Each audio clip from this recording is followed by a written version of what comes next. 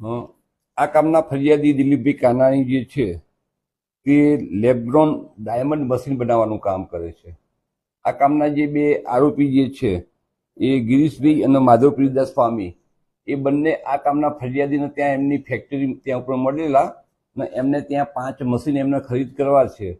એ પ્રમાણે વાત કરી સોદો નક્કી કરેલો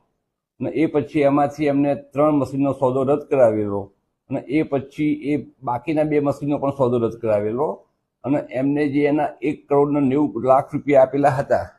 એ બદલીમાં એમને એમની પાસેથી વધારાના 1,97,50,000 રૂપિયા એમને વધારે લીધા